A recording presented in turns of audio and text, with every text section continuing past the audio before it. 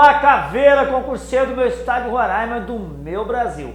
Aqui é o professor Catalano, diretamente da Cataflix, a plataforma do concurseiro, dando continuidade a esse curso, o curso de estudo da Lei de Execução Penal. Então essa Lei de Execução Penal, para você aí que quer carreira policial, quer tribunais de justiça, é uma lei que é cobrada em todos esses concursos. Então, eu não tenho perfil para ser polícia, eu quero trabalhar num tribunal de justiça, beleza, eu tenho certeza que eles vão cobrar a Lei de Execução Penal. Então nós vamos dando continuidade aqui à nossa preparação. Paramos lá nas aulas anteriores, nós vimos até o título 4, mas agora nós vamos começar o estudo do título 5. E é um tópico muito importante, porque esse título, ele vai tratar da execução das penas em espécie, né? Então, quais são as penas em espécie e de que maneira que elas são executadas, né? Tanto é que o capítulo 1, ele fala assim, ó, das penas privativas de liberdade. Então, a primeira espécie de pena que nós vamos ver no capítulo 1 é das penas privativas de liberdade. E esse capítulo é dividido em seção. Nessa aula, nós vamos ver pelo menos essas 3 seções aqui, ó. A seção 1, que trata das disposições gerais, que vai do artigo 105 ao 109. A seção 2, que é um assunto muito recorrente, muito cobrado em prova, que é a questão do regime de cumprimento de pena, fechado, semiaberto e aberto. E aí ele vai sofrer uma evolução gradual, né? É aquilo que nós chamamos a progressão de regime. Está previsto na seção 2. É certeza que esse tópico, esse assunto, vai cair na sua prova que nem água em dia de chuva, tá? A seção 3, por sua vez, também é um assunto que cai que nem água em dia de chuva, que é relacionado do gênero aqui que nós vamos chamar das autorizações de saída. Então, gênero, seção 3 das autorizações de saída. Essas autorizações de saída, elas se dividem, né, subdividem em 2 subseções. Subseção 1 vai falar da permissão de saída e a subseção 2 vai falar da saída temporária. Essas 2 subseções estão dentro da seção 3, que é o gênero das autorizações de saída. Quantas autorizações de saída que nós temos? Nós temos 2. A permissão de saída concedida pelo diretor e a saída temporária concedida pelo juiz. E cada uma delas tem seus requisitos, ok? É isso que nós vamos ver nessa aula agora. Reginaldo, coloque em tela para nós o artigo 105, para a gente dar início aí à primeira sessão do capítulo 1 do título 5, que agora nós vamos falar das execuções das penas em espécie. Acompanha a leitura aí, caveira, artigo 105. Transitada em julgado a sentença que aplicar a pena privativa de liberdade, se o réu estiver ou vier a ser preso, o juiz ordenará a expedição de guia de recolhimento para execução, né? E a TEP é o título de execução penal, ou guia de execução penal. O artigo 105 deixa bem claro, transitado em julgado. Então agora ele já não é mais preso provisório, ele já não é mais preso preventivado. Agora ele passa a ser preso condenado e vai iniciar a execução penal. Se ele estava provisório, o juiz vai estabelecer a declaração penal, vai ver o quanto da pena, vai determinar qual regime que ele vai começar a cumprir. E isso tudo vai estar no título da execução penal, que vai acompanhar ele em todo o estabelecimento prisional que ele for destinado. Fica a dica, tá bom?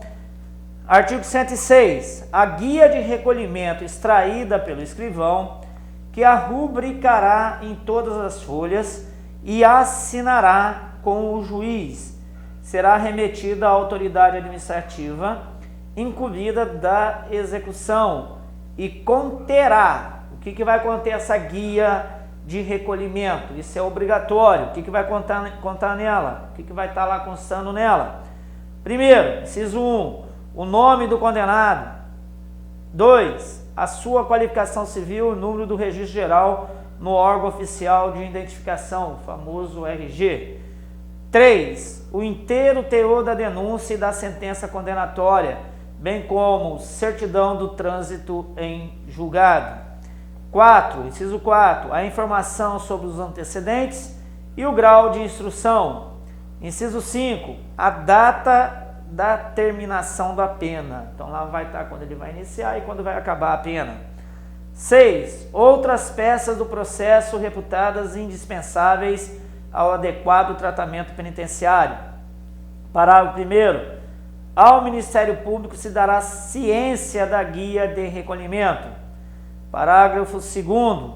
A guia de recolhimento será retificada sempre que sobrevier modificação quanto ao início da execução ou ao tempo de duração da pena. Tá? Então, ele trabalhou, estudou e tal. Toda vez que houver essa alteração, né, aquele atestado do quanto ele tem ainda para cumprir de pena, toda vez que tiver uma alteração, ela será retificada. Parágrafo 3º. Se o condenado, ao tempo do fato, era funcionário da administração da Justiça Criminal, far-se-á na guia menção dessa circunstância para fins do disposto do parágrafo 2º do artigo 84, que ele tem que ficar num lugar separado dos demais presos. Mantém então, Caveira, segue aí em tela, Reginaldo, coloca o artigo 107. Ninguém será recolhido para cumprimento de pena privativa de liberdade sem a guia expedida pela autoridade judiciária. É um direito do preso e um dever da autoridade judiciária. Parágrafo 1º. A autoridade administrativa incumbida da execução passará recebido da guia de recolhimento para juntá-la aos autos do processo e dará ciência dos seus termos ao condenado. A autoridade administrativa, já falei para vocês, é o diretor do estabelecimento prisional. Não importa se é da cadeia pública, se é da colônia agrícola ou da penitenciária, ele é a autoridade administrativa. Ele vai ter que dar vista a essa guia de recolhimento do preso, deve dar ciência. Parágrafo 2º. As guias de recolhimento serão registradas em livro especial, segundo a ordem cronológica do recebimento e anexadas ao prontuário do condenado, aditando-se no curso da execução o cálculo das remissões e de outras retificações posteriores. Muito bem. Artigo 108. O condenado a quem sobrevier doença mental será internado em hospital de custódia e tratamento psiquiátrico. Isso é praxe. Cometeu a infração penal, foi condenado e no decorrer da execução da penal ele ficou doente, sofreu doença mental, o juiz tira ele do estabelecimento prisional e sujeita ele a uma medida de segurança. Se por acaso ele fica são, ele volta de novo ao estabelecimento prisional. Se não, fica lá. Até lá o quanto da pena máxima em abstrata ou até o quanto da condenação dele. Vai depender do entendimento aí. Ok, Caveira? Vamos lá então, artigo 109 para a gente concluir a sessão, Reginaldo. Cumprido ou extinta a pena, o condenado será posto em liberdade mediante alvará do juiz. Se por outro motivo não estiver preso, é claro, ele pode ter cometido um crime lá dentro, pode ter tido uma infração penal posterior ao início da execução, e aí, se não tiver outro motivo, ele tem que ser colocado em liberdade. Cumprida a pena, o juiz expede o alvará e aí ele vai ser considerado egresso pelo prazo de 1 ano, tendo ainda direito à assistência material por 2 meses, prorrogado por mais 2 meses. Fica a dica, poderemos ter alojamento na casa de albergado. Vamos lá, Caveira, sessão 2 agora. Dos regimes, né? Regime de cumprimento de pena eu falei para vocês. Fechado, semiaberto e aberto. RDD não é regime de cumprimento de pena, é um regime disciplinar diferenciado. Vamos junto. Coloca em tela o artigo 110. Agora presta atenção que esse tópico aqui cai que nem água em dia de chuva. O juiz na sentença estabelecerá o regime no qual o condenado iniciará o cumprimento da pena privativa de liberdade, observado o disposto no artigo 33 e parágrafo do Código Penal. Evidentemente que eu já falei para vocês que a lei de execução penal, você tem que saber penal, processo penal, administrativo, constitucional e a própria lei de execução penal que traz as suas particularidades, mas sempre remetendo também ao Código Penal e processo penal. Artigo 111. Quando houver condenação por mais de um crime, no mesmo processo ou em processo distinto, a determinação do regime de cumprimento será feita pelo resultado da soma ou unificação das penas, observado, quando for o caso, a detração ou remissão da pena. Então, muitas vezes o meu cliente me procura, eu assessoro ele, advogo para ele como preso provisório, eu peço para ele pedir trabalho, eu peço para ele estudar, e aí ele está lá como preso provisório. Então, a cada 3 dias que ele trabalhar, 1 dia de remissão da pena, mesmo como provisório. Ele não é obrigado a trabalhar, mas se ele quiser trabalhar, ele tem o direito a trabalhar. Então, vamos lá, trabalhou 3 dias, 1 dia remido. Estudou 12 horas, a cada 12 horas estudada, 1 dia remido. Ele não precisa ter a aprovação desse estudo, ok? Então, em regra, 3 anos estudado, 3 anos trabalhado, aí vai dar 2 anos remido, 3 anos de cumprimento, mais 2 remidos, cumpriu 5 anos da pena. Então, o juiz, lá no dia do julgamento, ao prolatar a sentença, ele vai verificar o tempo que ele ficou preso como preso provisório, detração, e o quanto ele trabalhou e o quanto que ele estudou, remissão. Se teve um ou mais crime, unifica as penas, considerando a detração e a remissão. É isso que está falando o artigo 111. Vamos para o parágrafo único, Reginaldo, coloca em tela. Sobrevindo condenação no curso da execução, soma-se a pena ao restante da que está sendo cumprido para determinação do regime. Então, ele foi condenado, transitado e julgado, está cumprindo a pena. Aí vem outra condenação. Aí faz a unificação de novo, faz a soma e o juiz pode determinar um regime diferente daquele que ele está. Ok? Fica a dica.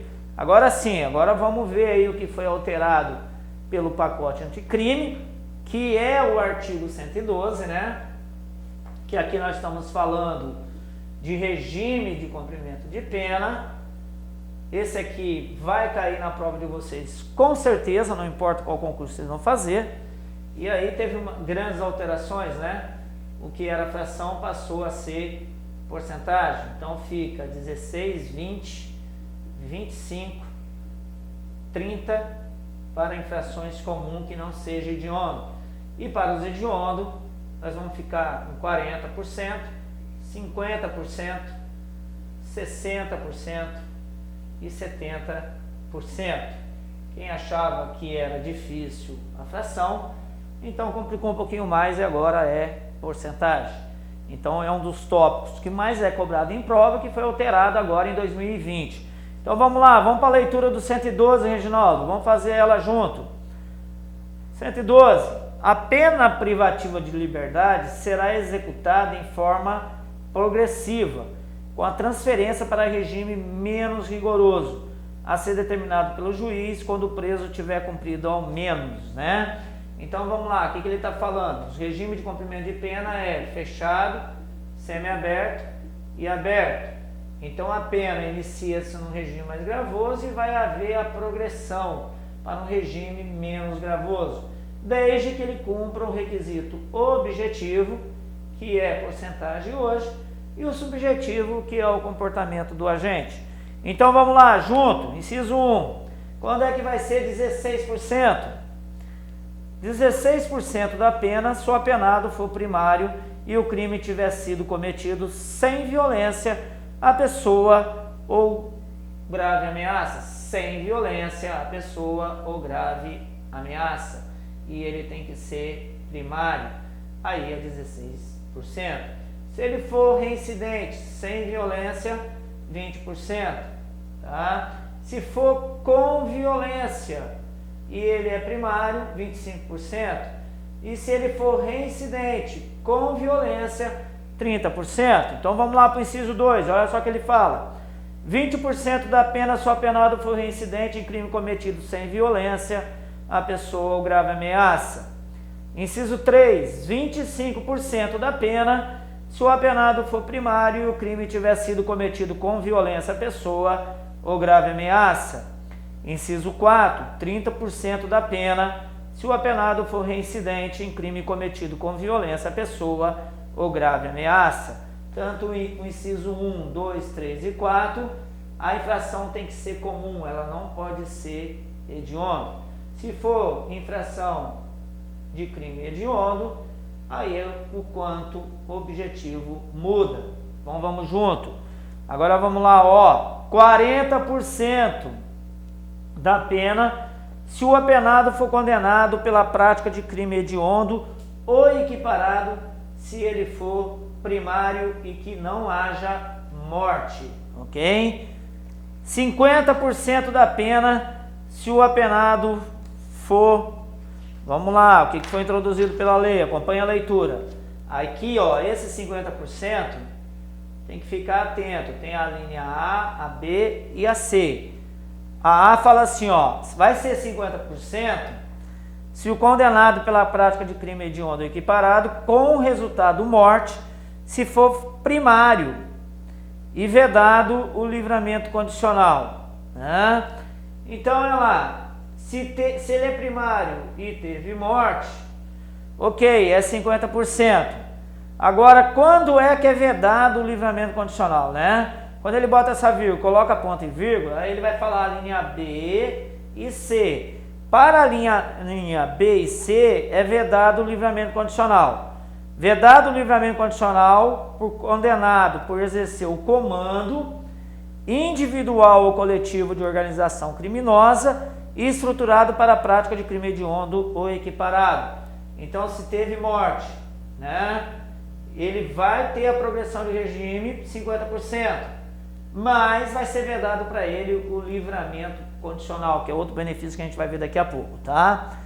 B, vimos o B, agora vamos C. Condenado pela prática do crime de constituição de milícia privada. Então, se teve morte e é milícia privada, 50% para a progressão de regime, também será vedado o livramento condicional. A hipótese da linha B e C é vedado o livramento condicional. Tá? Para a primeira hipótese, ele é primário e teve morte, 50%, mas não é vedado o livramento condicional. É vedado o livramento condicional na hipótese da linha B e C. Agora vamos lá, Caveira. 7. 60% da pena se o apenado for reincidente na prática de crime hediondo ou equiparado. Então, se ele é reincidente, aqui não fala se tem que ter morte ou não, né? Aqui comigo, Reginaldo. 60% se ele é reincidente com morte ou não, e 60% a progressão de regime. Mas detalhe, se tiver morte, ele fica vedado o livramento condicional. Se ele for reincidente específico, também não tem o livramento condicional. Tem que lembrar desse detalhe. Agora vamos lá, 70% da pena se o apenado for reincidente em crime hediondo ou equiparado, com resultado morte, vedado o livramento condicional. Aí nessa hipótese aí, se ele é reincidente específico, né, ou tiver resultado morte, é vedado o livramento condicional dele, ok? Parágrafo primeiro, em todos os casos, o apenado só terá direito à progressão de regime se ostentar boa conduta carcerária comprovada pelo diretor do estabelecimento, respeitadas as normas que vedam a progressão. Então vamos lá, pessoal, além que eu falei para vocês, além desse requisito objetivo, se faz necessário também um atestado da ficha carcerária, do bom comportamento carcerário. E esse atestado pode ser emitido pelo diretor, tá? Não precisa mais daquele exame criminológico, tá, ok? Basta o atestado emitido pelo diretor. É o que está na lei, introduzido aí em 2019 também, que entrou em vigor agora em 2020. Parágrafo 2º. Acompanhe a leitura aí, Caveira. A decisão do juiz que determinar a progressão de regime será sempre motivada e precedido de manifestação do Ministério Público e do defensor. Procedimento que também será adotado na concessão de livramento condicional, indulto e comutação de pena, respeitados os prazos previstos nas normas vigentes. Claro, sempre tem que ser comunicado ao Ministério Público, a vista e a Defensoria também. Parágrafo 3º. No caso de mulher gestante, o que for mãe ou responsável por criança ou pessoas com deficiência, os requisitos para a progressão de regime são cumulativamente. O que quer dizer cumulativamente? Se ela for mãe, isso tem que ser acumulado, tem que ser junto, não basta um ou outro, tem que ser todos. Então é cumulativo. Vamos lá então. Para ela então, inciso 1, acompanha aí. Não ter cometido crime com violência ou grave ameaça à pessoa. Ou seja, então a infração dela tem que ser sem violência. 2, não ter cometido crime contra seu filho ou dependente. Beleza. 3, ter cumprido a menos 1/8. Ah, professor, você falou que era porcentagem. Bom, permaneceu uma fração aí de 1/8 quando o crime é cometido por mulher gestante, tá? Ou mãe responsável por criança. 1/8 da pena. 4. Ser primária e ter bom comportamento carcerário comprovado pelo diretor do estabelecimento. Já falei, o diretor do estabelecimento, ficha carcerária. 5. Não ter integrado a organização criminosa. Esses requisitos, esses 5 requisitos são cumulativamente, tem que ter todos eles presentes. Parágrafo 4º. O cometimento de novo crime doloso ou falta grave implicará a revogação do benefício previsto no parágrafo 3º deste artigo. Ok, Caveira? Então, isso é um benefício para as mulheres gestantes e para aquelas que têm filhos menores, que depende dela. Parágrafo 5º. Não se considera hediondo ou equiparado para fins deste artigo o crime de tráfico de drogas previsto no parágrafo 4º. Pessoal, esse é o famoso tráfico privilegiado, tá ok? Então esse aí não tem endiodez, a lei tirou a endiodez, tá? Foi incluído agora em 2020. Parágrafo 6º. O cometimento de falta grave durante a execução da pena privativa de liberdade interrompe o prazo para obtenção da progressão do regime de cumprimento da pena, caso em que o reinício da contagem do requisito objetivo terá como base a pena remanescente. Presta atenção, pessoal, a falta grave só interrompe o prazo para a progressão de regime, não para o livramento condicional, não para a comutação de pena, não para o indulto, tá ok? Somente para isso, e foi introduzido agora em 2020. Artigo 113. O ingresso do condenado em regime aberto supõe a aceitação do seu programa e as condições impostas pelo juiz. Artigo 114. Somente poderá ingressar no regime aberto o condenado. Vamos lá, qual o requisito para ele ingressar no regime aberto? Estiver trabalhando ou comprovar a possibilidade de fazê-lo imediatamente. Inciso 2. Apresentar pelos seus antecedentes ou pelo resultado dos exames a que foi submetido, fundado indício de que irá ajustar-se com autodisciplina e senso de responsabilidade ao novo regime. Parágrafo único. Poderão ser dispensadas do trabalho as pessoas referidas no artigo 117 desta lei. Vamos ver daqui a pouco quem são elas, que é o maior de 70 anos, acometido de doença grave. Vamos ver daqui a pouco no 117. Artigo 115. O juiz poderá estabelecer condições especiais para a concessão de regime aberto, sem prejuízo das seguintes condições gerais obrigatórias. Então vamos lá. Para quem que ele pode conceder no regime aberto?